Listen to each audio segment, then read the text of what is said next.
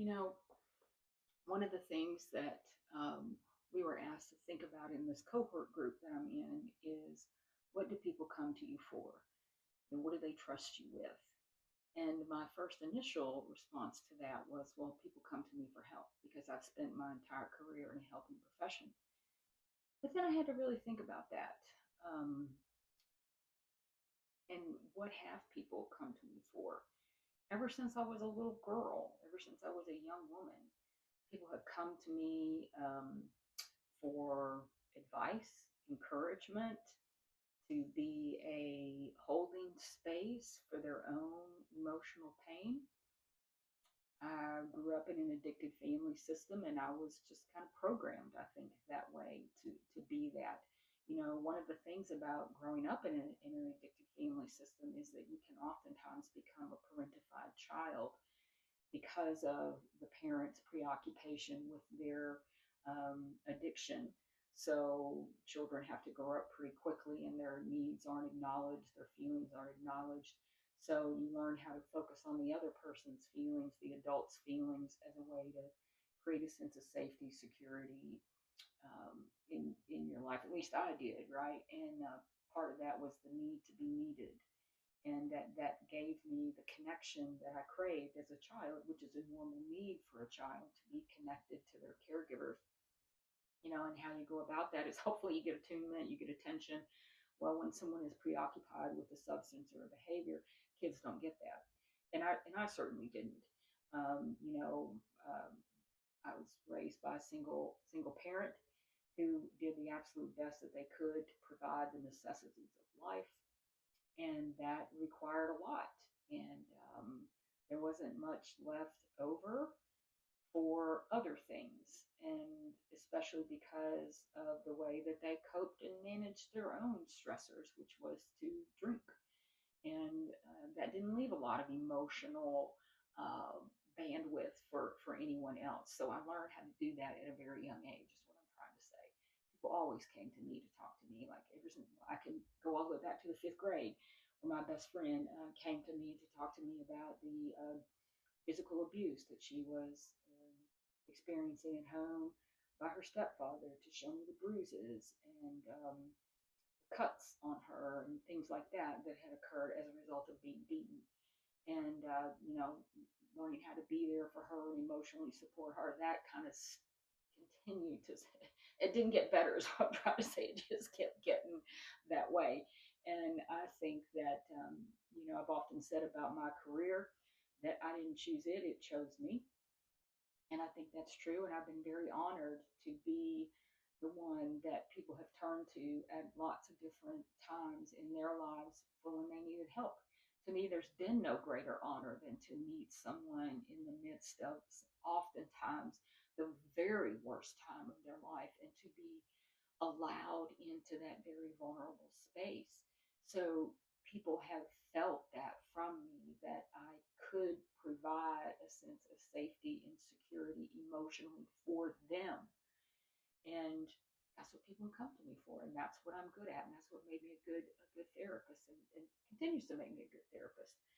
But one of the things that I realized with thinking about that question is I had to limit access to myself in order to do my own deeper healing work. As a therapist, part of your training is you have to do your own therapy. You have to really know what your own issues are so they don't contaminate the therapeutic environment, and the transference and the counter transference and all those things that come up as a part of having that kind of emotionally intimate relationship with another person. And so I've spent a lot of years in and out of therapy, both professionally and personally, and have had I've said that before, a lot of trauma in my own life to deal with and heal.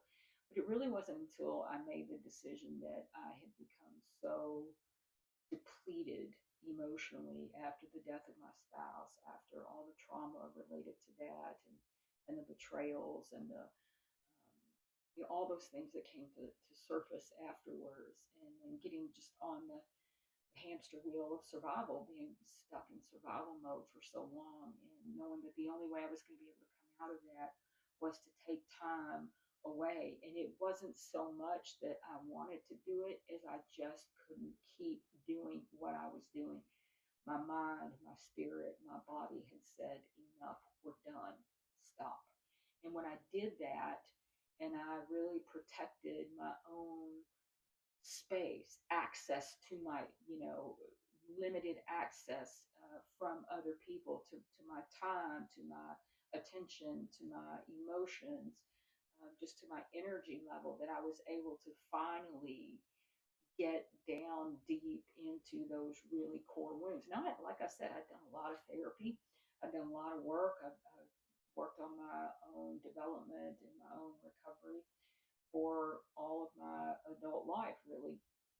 And I don't think that ever ends. I don't think that's ever going to change. I think that's just how I'm wired, right? Some people are wired to be bubbly and outgoing, and some people are wired to be more internal and reflective. I happen to be in that latter camp, and that's okay, right? I've come to accept that about myself.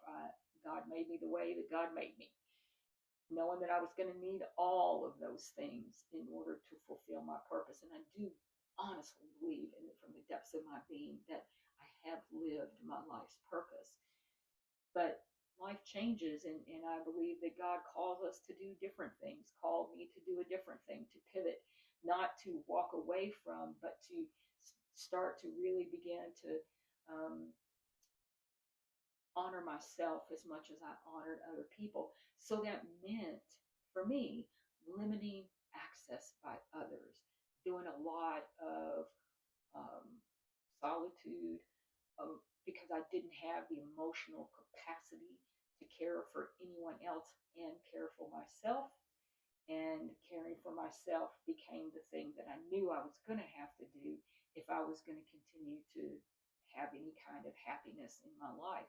And so I really began to reflect upon what are the things that I needed to do to make changes. And, that involved a lot of, journaling, a lot of writing, which very different. I journaled about things, and then wrote about my life, and then began doing things that gave me a sense of peace, hiking, pursuing creative interests, things that I had put to the side because that just seemed too out there, right? And picking those things back up again has really been helpful because it really lit a spark, a creative spark within myself that I believe is the divine within. And so that's been very healing for me. And I couldn't do that. I couldn't do those things if I continued to give and give and give, right? And so I had to limit access and only allow certain people in to a certain depth. And then the rest of it I knew was mine to walk alone. And, taking a step away from my own therapy for a while to really sit with the deep wounded parts of myself. And I don't think that healing is a one-off kind of thing. I don't, and you do so much, and then maybe you need to rest, and then you take it to a deeper level, into a deeper level, into a deeper level.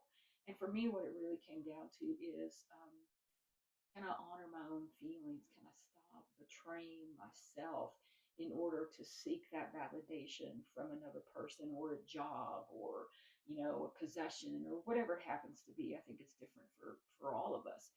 Um, but I really needed that time to have just to reconnect with myself, to figure out how I felt and why I felt the way that I did, and what I needed to do to get to the other side of it, to really look at some of these, distorted beliefs that were at the core of a lot of my behaviors and what drove a lot of my behaviors, and to really begin to alter those. And that to me is really an ongoing process. I'm still in that process today. And I think I probably always will, because that, again, is just how I'm wired. So that was kind of what I was thinking about today. And, you know, one thing that I've really learned is that self care does not take away from my ability to care for others. But if I am caring for others and not caring for myself, I will soon deplete myself. And I've never been one to be very good at balance. You know, there's a one of my favorite lines from one of my favorite artists in one of his songs. He says, "I know there's a balance. I see it when I swing past." And I've always kind of thought that was so appropriate. I don't think we ever get to that same um, equilibrium where we're perfectly balanced. I think most of us teeter and totter back and forth. And if we can just stop those swings from being so great, then we have a shot at feeling a little bit more stable in our lives. Um, the other thing I want to say is, as I'm wrapping up the rambling about this today, is that I had to also learn that self love is an action. It's not just a phrase.